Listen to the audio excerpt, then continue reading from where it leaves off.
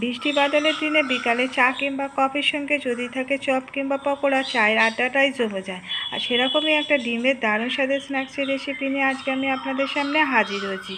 ওপরটা ক্রিপসি আর ভিতরটা ডিমের স্বাদে, খেতে কিন্তু দুর্দান্ত লাগে ডিমের এই স্ন্যাক্সটা।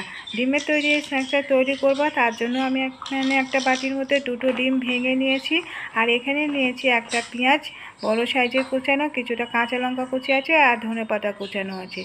আমি প্রথমে 2টো ডিমকে অন্য একটা বাটির মধ্যে ঢেলে নিলাম।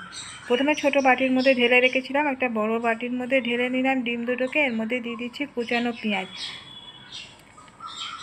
পেঁয়াজগুলোকে একটু ছোট ছোট টুকরো করে কেটে নিয়েছি, পাতলা পাতলা আর ছোট করে কেটেছি। আর দিয়ে দিলাম ধনেপাতা কুচা।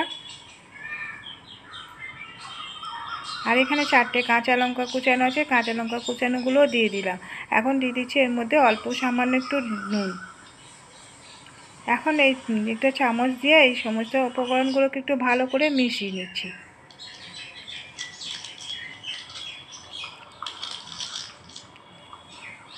আমি এখানে প্রথমে 2টো ডিম দিয়েছিলাম, কিন্তু আমার পরিমাণটা একটু কম হয়েছে বলে আরও একটা ডিম দিয়ে দিলাম। ডিমটা দিয়ে আবারও ফের ভালো করে ফেটিয়ে নিচ্ছি। আমি মোট 3টে ডিম দিয়ে স্ন্যাক্সের রেসিপিটা তৈরি করছি।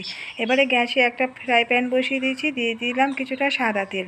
তেলটা দিয়ে ফ্রাই প্যানটার হ্যান্ডেলটাকে ধরে একটু ঘুরিয়ে চারিদিকে তেলটাকে লাগিয়ে দিলাম। এবারে ডিমের মিশ্রণটাকে ফ্রাই প্যানের মধ্যে ঢেলে দিয়েছি, দিয়ে গ্যাসের ফ্লেমটা মিডিয়ামে রেখে এখন এটাকে হতে দেবো। একটা চামচের সাহায্যে পেঁয়াজের ধনেপাতাগুলোকে চারিদিকে করে দিতে হবে, যাতে করে মাঝখানটা না জমে যায়।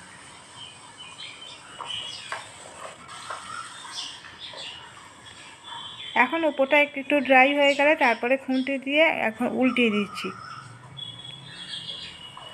এবার উল্টো দিকটাকে ভাজা করে নিতে হবে এরকমভাবে। আর এটা উল্টানোর সময় খুব সাবধানে উল্টাতে হবে, যাতে করে না ভেঙে যায়। এখন উল্টো দিকটাও হয়ে গেছে ভাজা, এটাকে তুলে নিয়ে আমি অন্য একটা থালার মধ্যে রেখে দিচ্ছি। এখন এই ডিমটাকে ঠান্ডা হতে দেবো, গরম অবস্থায় কাটা যাবে না। একটু ঠান্ডা হয়ে গেলে একটা ছুরি দিয়ে আমি পিস করে কেটে নিচ্ছি। প্রথমে মাঝখান থেকে লম্বালম্বি করে কেটে নিলাম, তারপর এটাকে প্রথমে 4 টুকরো করে কেটে নিয়েছি। নিয়ে এগুলোকে এক একটা পিসকে আবার 4 টুকরো করে করে কেটে নেব। এরকমভাবে প্রথমে সবগুলোর পুরো ডিমটাকে পিস করে নিচ্ছি।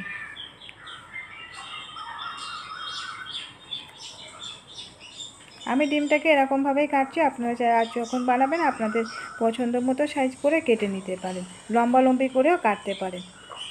এখন ডিমটা কাটা হয়ে গেছে, এখন একটা ব্যাটার তৈরি করে নেব।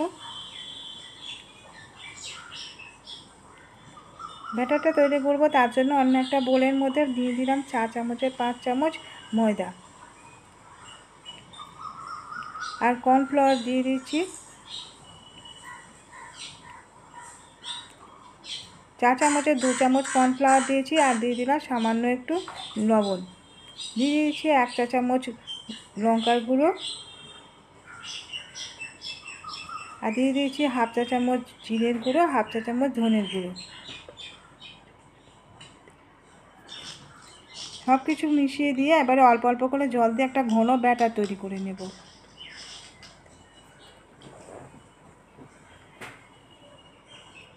প্রথমে অল্প একটু জল দিয়ে আমি একটু গুলিয়ে নিয়েছিলাম, আবার আরও একটু জল অ্যাড করে দিলাম। একবারে প্রথমে বেশি করে জল দেওয়া যাবে না, অল্প অল্প করে ব্যাটারটা তৈরি করতে হবে। ব্যাটারটা একবারে খুব বেশি পাতলা হবে না, আবার একেবারে ঘনও হবে না, এরকমভাবে ব্যাটারটাকে তৈরি করতে হবে। এখন একটা হ্যান্ড উইক্সের সাহায্যে ব্যাটারটাকে খুব ভালো করে ফেটিয়ে নিচ্ছি। আমি প্রথমে এখানে 2 চামচ দিয়েছিলাম কর্নফ্লাওয়ার, আরও 2 চামচ পরে অ্যাড করে দিয়েছি। এবারে একটা ডিমের টুকরো নিয়ে এই ব্যাটারটার মধ্যে ডুবিয়ে দিয়ে তেলের মধ্যে দিয়ে দিচ্ছি। তেলটাকে আমি আগে থেকে ফ্রাই প্যানের মধ্যে কিছুটা সাদা তেল গরম করতে দিয়েছিলাম। তেলটাকে গরম হয়ে গেছে, এখন একটা করে ডিম এই ব্যাটারের মধ্যে ডুবিয়ে তেলের মধ্যে দিয়ে দিতে হবে।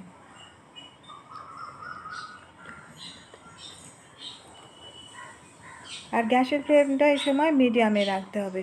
আর যদি কর্নফ্লাওয়ার না থাকে সেক্ষেত্রে ময়দা আর চালের গুঁড়ো, শুকনো চালের গুঁড়ো দিয়েও এই ব্যাটারটা তৈরি করে নিতে পারেন। এখন অপেক্ষা করতে হবে, একটা সাইড ভাজা হয়ে গেলে এখন এটাকে উল্টিয়ে দিচ্ছি। আর এই স্ন্যাক্সগুলো ভাজতে খুব বেশি সময় লাগে না, তাড়াতাড়ি ভাজা হয়ে যায়।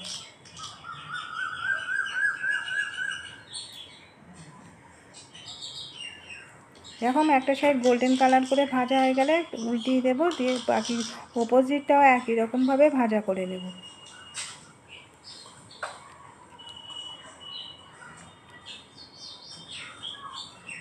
এই স্ন্যাক্সগুলো ভাজা হয়ে গেছে, এখন আমি উঠিয়ে নিচ্ছি। এরকম দুটো সাইডে গোল্ডেন কালার করে ভাজা করে নিতে হবে।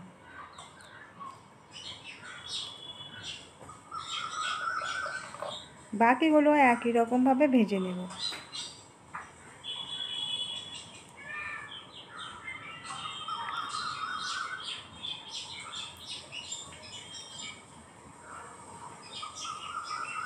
তৈরি হয়ে গেছে দারুণ স্বাদের মুচমুচে ডিমের স্ন্যাক্স। আর এই স্ন্যাক্সগুলো সসের সঙ্গে খেতে কিন্তু দুর্দান্ত লাগে। তাছাড়া বিকালে চা কিংবা কফির সঙ্গে খেতে পারেন ডিমে তৈরি এই স্ন্যাক্সটা। তো কেমন লাগলো আজকের রেসিপিটা কমেন্ট করে জানাতে ভুলবেন না। ভালো লাগলে একটা লাইক দিয়ে দেবেন, শেয়ার করে দেবেন এবং সাবস্ক্রাইব করে রাখার রিকোয়েস্ট করলাম নতুন বন্ধুদের কাছে।